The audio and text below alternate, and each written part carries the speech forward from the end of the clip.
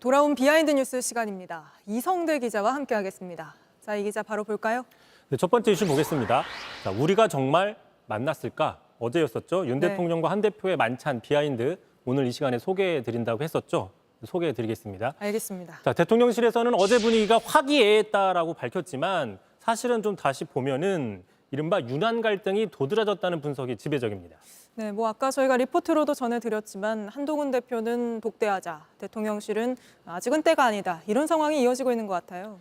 그렇습니다. 2달 전이었죠. 당대표 선거 직후에 회동했을 때와 비교를 해보면 대통령실의 태도가 확연한 차이가 드러납니다. 자, 지난번 참고로 2번 다 대통령실에서는 출입 기자단의 취재를 허락하지 않았습니다. 네. 하지만 지난 7월 회동 왼쪽에서는 대통령실이 자체적으로 영상을 촬영해서 공개를 했습니다. 하지만 이번에는요. 영상을 공개하지 않고 사진만 딱 4장 공개했습니다. 차이가 있는데 왜 이번에는 영상을 공개하지 않은 겁니까? 그래서 일부 대통령실 출입기자에게 좀 확인을 해봤습니다. 그랬더니 안 그래도 대통령실 측에 왜 이번엔 영상을 공개하지 않았느냐라고 물었더니 별다른 대답이나 입장 표명을 하지 않았다고 합니다. 네. 또 지난 7월에는요. 보시면은 영상 말고도 사진을 6장이나 공개를 했습니다. 그중에 이렇게 보시면 2사람의 투샷 사진이 같이 있는데 자, 반면 어제는 영상도 공개하지 않았고 사진도 4장으로 줄었죠. 이 사진 4장을 보더라도 한 대표의 모습이 들어있는 사진은 2장밖에 없는데 그중에서도 보시면은 대통령과 추경호 원내대표가 조금 더 부각된 그 구도의 사진이다. 이런 분석이 그러네요. 나오고 네. 있습니다.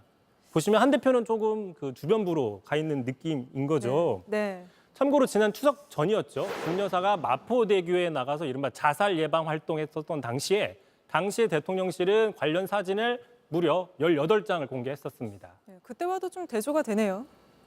그렇습니다. 또 참석자들에 따르면 혹시나 한 대표가 독대할 기회가 있을까 봐 20분 일찍 가고 또 늦게 나왔다 이런 얘기를 했었죠.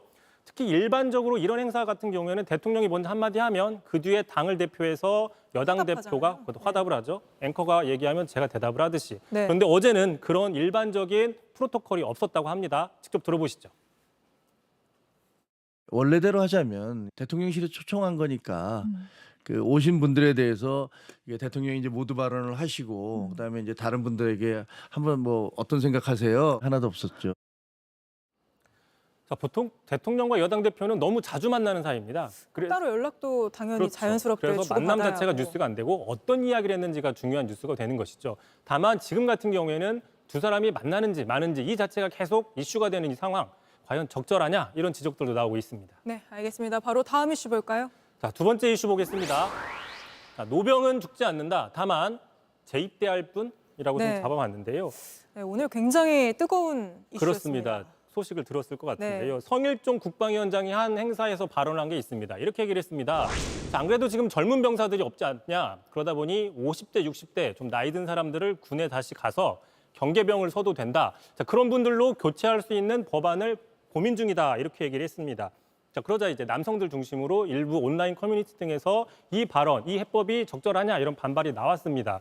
예를 들어 법제화를 하게 되면 지금은 아니더라도 나중에 언젠가는 강제로 의무로 군대를 다시 가야 되는 게 아니냐 이런 불안과 우려가 생기는 것이죠. 참고로 병역 필한 남성들이 가장 무서워하는 꿈이 군대 2번 가는 꿈입니다. 오늘 그 얘기하신 분들이 꽤 있었습니다. 남의 일이 아니라 내 일이 될 수 있다는 우려 때문인 것이죠. 네. 자, 참고로 이제 저출생을 피할 수 없으니까 이런 뭐 여러 그 해법이나 아이디어들이 나올 수는 있습니다. 나올 수는 있고 논의를 할 수 있는데 자, 그래서 이런 얘기도 있었죠. 이른바 시니어 부대, 60대 이상의 그 좀 장년층이 부대를 지킬 수 있다 이런 얘기도 나왔었는데 다만 이런 경우에는 나이 때문에 명령 체계에 어떤 그 역전이 발생한다거나 어떤 체력적인 문제들도 있어서 신중한 네. 접근이 필요하다 이런 지적들이 나오고 있고요. 자, 무엇보다도 성일종 의원이 병력 감소 때문에 이런 아이디어를 낸다면 과거에는 병역 혜택을 주자 이런 주장을 했기 때문에 좀 앞뒤가 안 맞는 거 아니냐 이런 얘기가 나옵니다. 직접 들어보시죠.